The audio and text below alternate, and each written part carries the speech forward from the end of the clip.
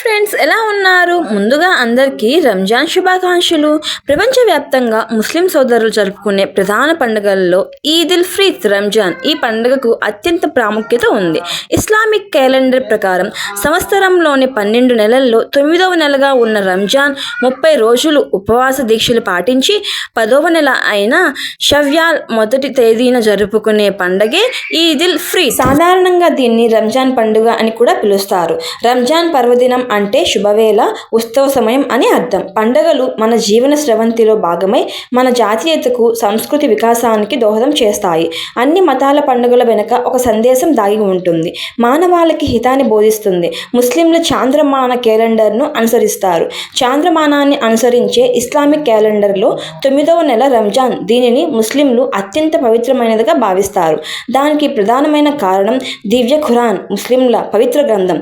ఈ మాసంలో ఆవిర్భవించిన ముస్లిం ప్రవక్తలు చెబుతుంటారు. క్రమశిక్షణ, దాతృత్వం, ధార్మిక చింతనల కలయికే రంజాన్ మాసం అని అంటారు. ముస్లింలు పవిత్ర ఉపవాసాలు ముగింపు రోజే రంజాన్ పండుగ. దీనిని ఈద్ ఇల్ ఫితర్ అంటారు. ఇది ప్రపంచవ్యాప్తంగా ముస్లింలు జరుపుకునే ముఖ్యమైన పండుగ.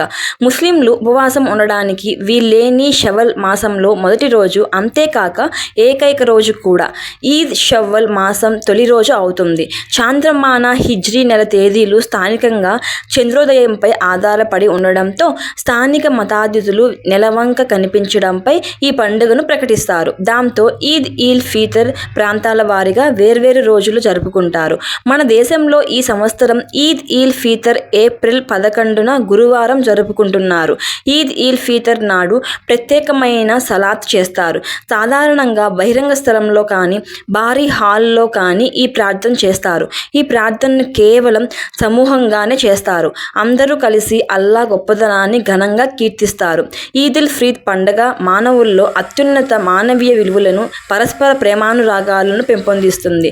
పరోపకార గుణాన్ని, సహనం, త్యాగం, కరుణ, సానుభూతి భావాలను, సమాజంలో సమానత్వం, సోదర భావం, సామరస్య వాతావరణాన్ని సూచిస్తుంది. విశ్వ మానవ సామర్థ్యాన్ని పెంపొందిస్తుంది. అందరూ ఒకచోట గుమికూడి రోజు వ్రతం ఆచరించే మహాభాగ్యం కలుగజేసి మానవుల మార్గదర్శనం కోసం, సమాజంలో విలువల విస్తృతి కోసం పవిత్ర ఖురాన్ గ్రంథం అవతరింపచేసినందుకు దైవానికి కృతజ్ఞతలు సమర్పించుకుంటూ నమాజ్ చేస్తారు. తర్వాత ఇమామ్ ఖురాన్, హదీసుల వెలుగులో నైతిక, ఆధ్యాత్మిక మార్గదర్శనం చేస్తారు. రంజాన్ నెలలో మరొక విశేషం ఆధ్యాత్మిక దాన ధర్మాలు చేయడం. సంపాదనపరులైన వారు, సంపన్నులైన వారు రంజాన్ నెలలో జకాత్ ఆచరించాలని ఖురాన్ బోధిస్తుంది. ఆస్తిలో నుంచి నిర్ణీత మొత్తాన్ని పేదలకు దానం చేయడాన్ని జకాత్ అని అంటారు. దీనిని పేదల ఆర్థిక హక్కుగా పేర్కొంటారు.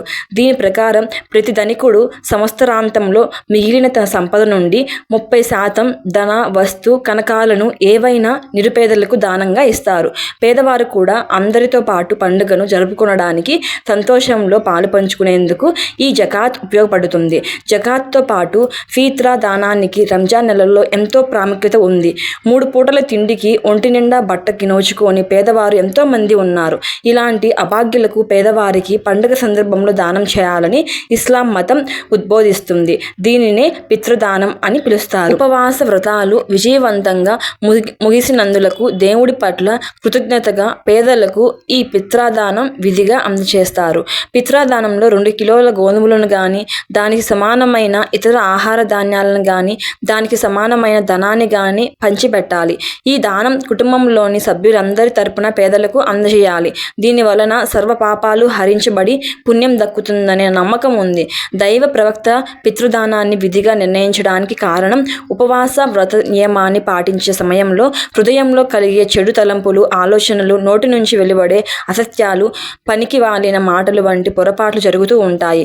ఇలాంటి అనాలోచిత పొరపాట్లు అన్నీ పిత్రాదానం వల్ల క్షమించబడతాయి అని మహమ్మద్ ప్రవక్త అనుచరుడు అబ్దుల్లా బిన్ మసూద్ తెలిపారు.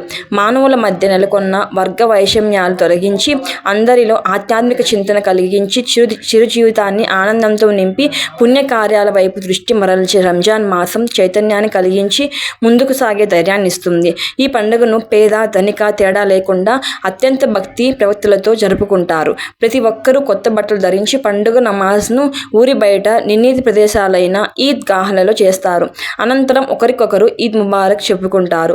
ముస్లిం ప్రజలు తమ కోసం తాము, కుటుంబం కోసం, బంధుమిత్రుల కోసం, తమ దేశం కోసం, దేశవాసుల సుఖ సంతోషాల కోసం, యావత్ ప్రపంచ శాంతి సంతోషాల కోసం ఆయన ప్రార్థిస్తారు. అనంతరం పరస్పరం శుభాకాంక్షలు తెలుపుకుంటూ, అభివాదాలు, ఆలింగనాలు చేసుకుంటూ తమ అంతరంగాల్లోని ఆనందాన్ని పంచుకుంటారు. పండగకు ప్రత్యేకంగా తయారు చేసిన తీపి వంటకాలని తమ హిందూ, ముస్లిం, క్రైస్తవ, సిక్కు సోదరులందరికీ రుచి చూపించి తమ ఆనందాన్ని వారితో పంచుకుంటారు.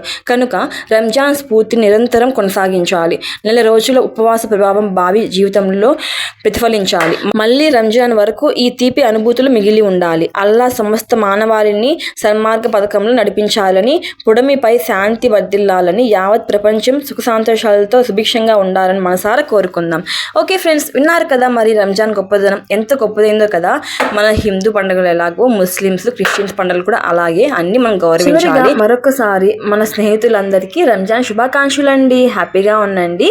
ఓకేనండి, ఉంటాను మరి. By by, take care.